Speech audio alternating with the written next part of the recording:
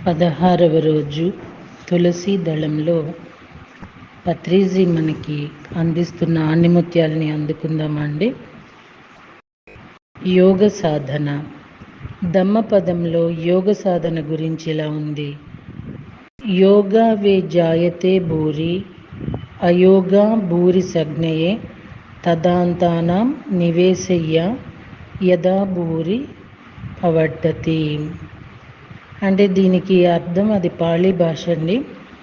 యోగానుష్ఠానం అంటే ధ్యానం వలన జ్ఞానం పుడుతుంది. యోగానుష్ఠానం లేకపోతే జ్ఞానక్షయం జరుగుతుంది. జ్ఞానం వృద్ధి అయ్యే దారిలోనే మనల్ని మనం నడిపించుకోవాలి. యోగ సాధనలో స్థితులు. మొదట చిత్తవృత్తి నిరోధం, తద్వారా కుండలిని జాగరణం, చివరిగా ద్విచక్షు ఉత్తేజితం, దాని క్రమక్రమ పరిపక్వత. పతంజలి అష్టాంగ యోగం. పతంజలి మహర్షి ప్రవచించినదే అష్టాంగ యోగ మార్గం. 8 అంగాలు కలిగిన సాధనా క్రమం. అవి యమ నియమ ఆసన ప్రాణాయామ ప్రత్యాహార ధారణ ధ్యాన సమాధులు. యమ నియమాలు సిద్ధస్థితిని సూచిస్తాయి. ఒకానొక ధ్యాన సాధకుడు ప్రాణాయామ ప్రత్యాహార ధారణ ధ్యానము అనబడే ధ్యాన సాధన కార్యక్రమం ద్వారా క్రమంగా సర్వ సమాధానాలు పొంది సంపూర్ణ సమాధి చిత్తుడైనప్పుడు, అంటే సమాధి స్థితికి ఎదిగినప్పుడు అతనికి ఇంకా యమ నియమాలు అతి సులభం, అతి సహజం. యమ నియమాదులు భౌతిక సంసారిక జీవితంలో సిద్ధత్వాన్ని సూచిస్తాయి. భౌతిక సంసారిక జీవితంలో సిద్ధత్వాన్ని సాధించడం కోసమే ఆధ్యాత్మిక జ్ఞానం అన్నది విధిగా అవసరం. ఆధ్యాత్మిక జ్ఞానం అన్నది చిత్తం వృత్తిరహితమైనప్పుడే లభ్యం. చిత్తం వృత్తిరహితం కావటానికి మొదటిగా ఆసన సిద్ధిని సాధించాలి. దానితో పాటు ఉచ్ఛ్వాస నిశ్వాసలను గమనిస్తూ ఉండాలి. ఇదే ప్రాణాయామం. అప్పుడు బాహ్యేంద్రియాలు క్రమంగా అంతర్ముఖమవుతాయి. అంతర్ముఖమైన ఇంద్రియాల వ్యవహారాన్నే ప్రత్యాహారం అంటాము. చిత్తం ఆలోచన రహితమై అంతరేంద్రియాలు ఉత్తేజితమైనప్పుడు అంతర్ముఖంగా దౌత్యకమవుతున్న అనేక దృశ్యాలను శ్రద్ధగా గమనించటమే ధారణ. క్రమేణా శ్రద్ధగా ధారణ చేస్తూ ఉండగా సూక్ష్మ శరీరం హఠాత్తుగా విడిపడుతుంది. ఇదే ధ్యానం. సూక్ష్మ శరీర యానాల ద్వారా, అంటే ధ్యానం ద్వారా సమాధానాలన్నీ లభిస్తాయి. అదే సమాధి స్థితి. పతంజలి మహర్షి ప్రవచిత అష్టాంగ యోగ మార్గవలంబనే మన అందరి ప్రథమ కర్తవ్యం. తరువాత యమ నియమాలు. యమం అంటే నియంత్రణ, కంట్రోల్. మౌలిక ఆధ్యాత్మిక జీవన సూత్రాల మీద ఆధిపత్యం కలిగి ఉండటం. పతంజలి మహర్షి 5 యమాలను ప్రవచించారు. అవి: సత్యం, ఎప్పుడూ సత్యాన్నే పలకటం. అహింస, హింసాత్మక చర్యలను పూర్తిగా విసర్జించటం. బ్రహ్మచర్యం, ఎప్పుడూ మధ్య మార్గాన్నే అవలంబించటం. ఆస్తేయం, ఇతరుల ఆస్తి పట్ల అసూయ ఉండకపోవటం. అపరిగ్రహం, మనకు అవసరం కానిది ఇతరులు ఇచ్చినా తీసుకోకపోవటం. ఏమండి, దీనికి ఒక చిన్నది గుర్తొచ్చింది, మరి పనిచేసుకుందామా? మాకు తెలిసిన ఒక ఫ్యామిలీ ఉందండి, టోటల్ ఫ్యామిలీ, ఒక్కళ్ళు కాదు. ఈ ఫ్యామిలీ ఎంత విచిత్రం అంటే వీళ్ళు ఒక 5 బ్రదర్స్ సంతానం అండి. అసలు ఒకళ్ళు కాకపోతే ఒకళ్ళు కాదు, మొత్తం కంచులే, మొత్తం ఒకే తాటి మీదండి. భలే విచిత్రంగా ఉంటూ ఉంటారు. ఇది వీళ్ళు ఎక్కడికైనా భోజనానికి వెళ్ళారనుకోండి, యాక్చువల్లీ వీళ్ళల్లో చాలామంది కిళ్ళి అసలు వేసుకోరు. కొంతమంది ఐస్ క్రీమ్ తినరు, కానీ కంపల్సరీగా ఐస్ క్రీమ్ తీసుకుంటారు, కిళ్ళి తీసుకుంటారు. అవి ఆ కిళ్ళీలు తెచ్చి ఇంట్లో అలా మురగబెట్టి కుళ్ళిపోతూ ఉంటాయి. నేను చూశాను కూడా. ఎందుకు అని అడిగే ధైర్యం ఉండదు కదండి కొన్ని విషయాలు. సో మనకి అవసరం కానిది ఇచ్చినా తీసుకోకూడదండి. మనం తీసుకున్నప్పుడు అది ఇంకొకళ్ళకి ఉపయోగపడుతుంది కాబట్టి వాళ్ళు తీసుకుంటారు. మనకు ఉపయోగపడింది మనం వాడింది మనం తీసుకొని వేస్ట్ చేస్తున్నప్పుడు భూమాతకు మనం ఎంత ద్రోహం చేస్తున్నామో మనకు అర్థం కాదు.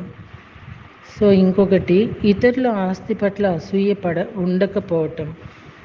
ఇప్పుడు ఈ ఆస్తి విషయాల్లోనే చాలామంది విచక్షణని కోల్పోతున్నారు, చాలా అసహ్యంగా కూడా తయారైపోతున్నారండి. ఒక ఒంటికే సొంటి కొమ్ము, భార్య బిడ్డ ఇద్దరూ లేరు, చనిపోయారు. బిడ్డ ఉన్నా కూడా ఈయన దగ్గరికి రాడు.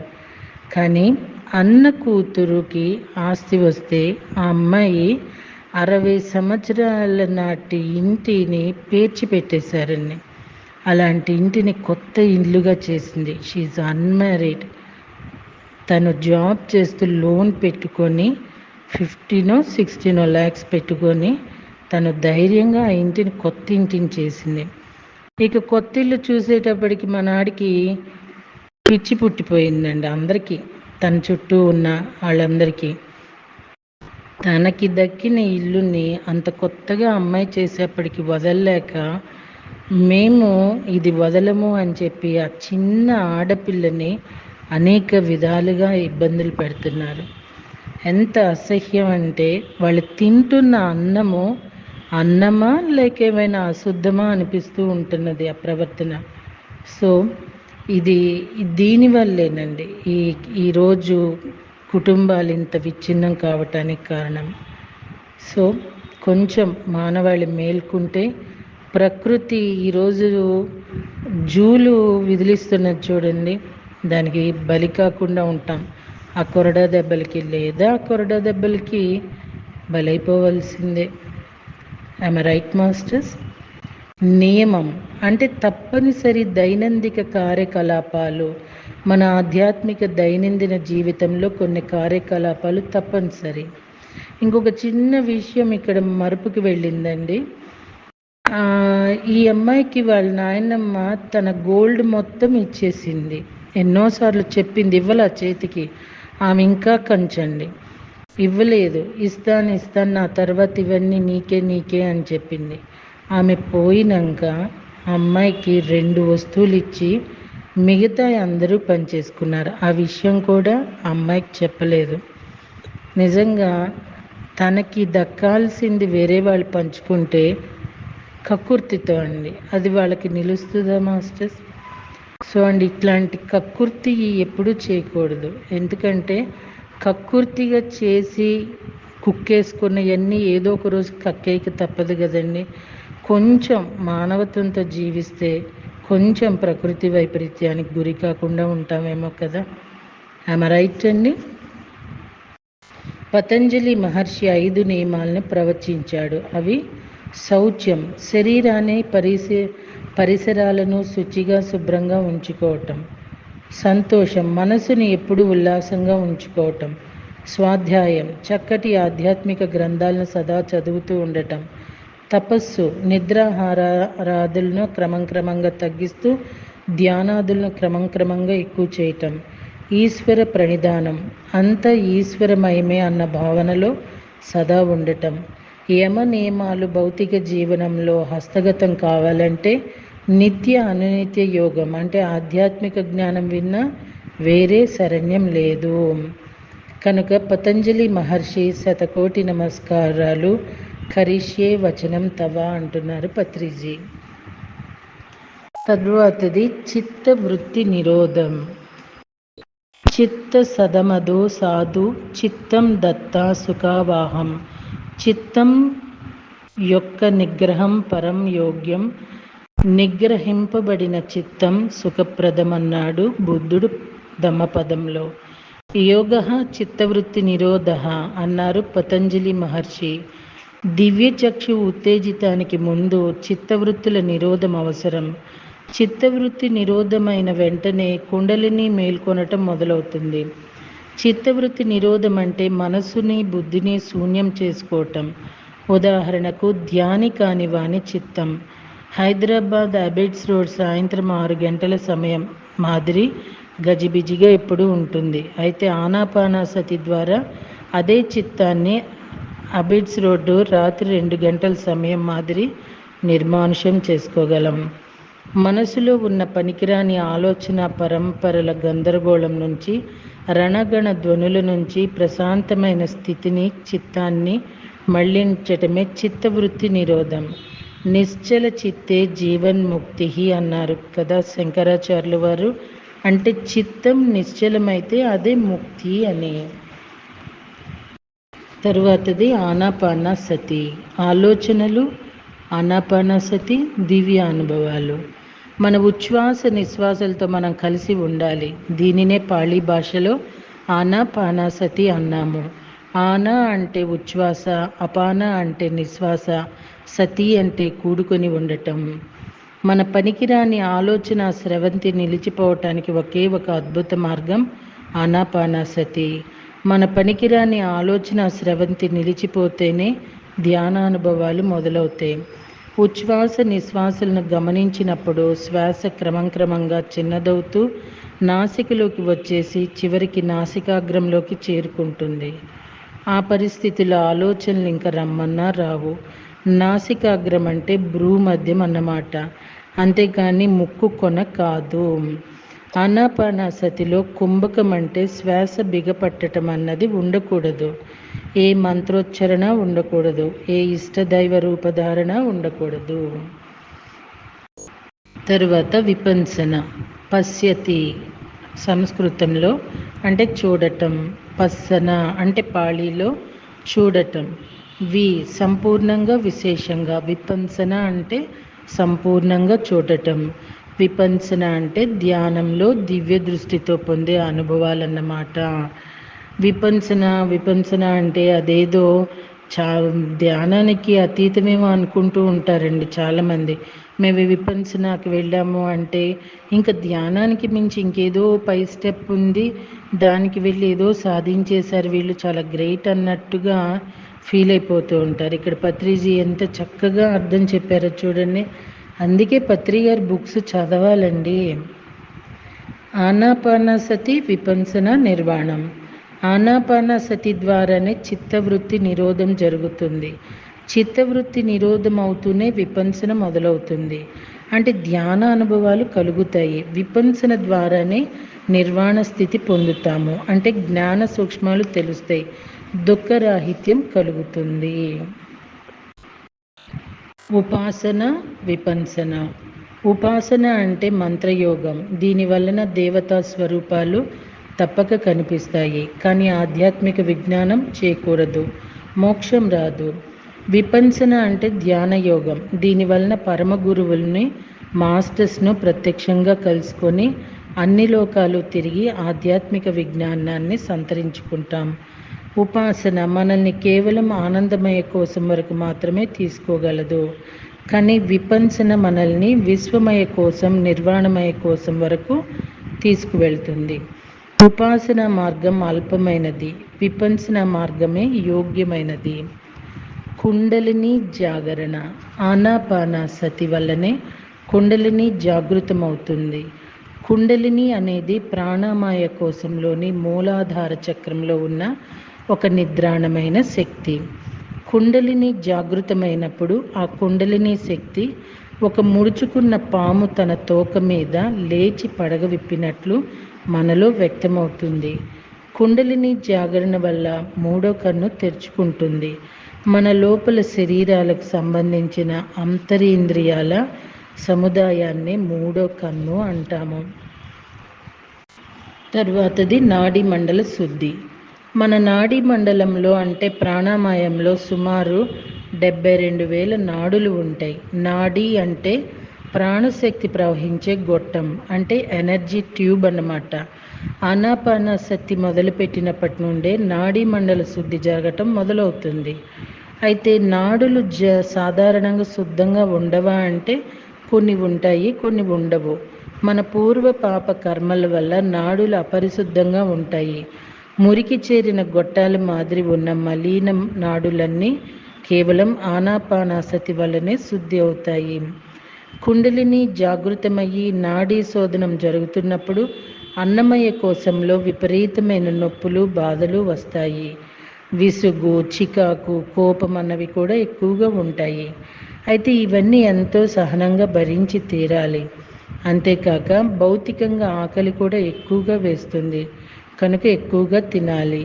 ఈ నొప్పులు ధ్యానంలో ఉన్నంతసేపే ఉంటాయి, కనుక డాక్టర్ల దగ్గరికి పోరాదు, మందులు వాడరాదు.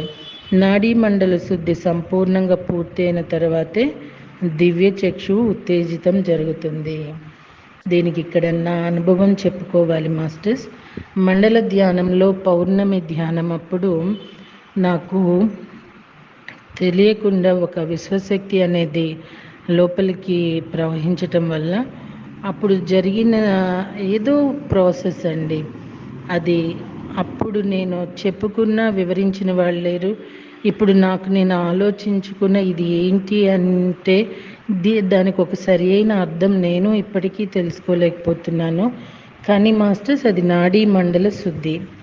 ఈ నాడీ మండలం శుద్ధి జరిగినప్పుడు నిజంగానే ఆకలి ఎక్కువగా ఉంటుందండి. ఇక్కడ పత్రిజీ చెప్పినట్టుగా ఏమీ తెలీదు.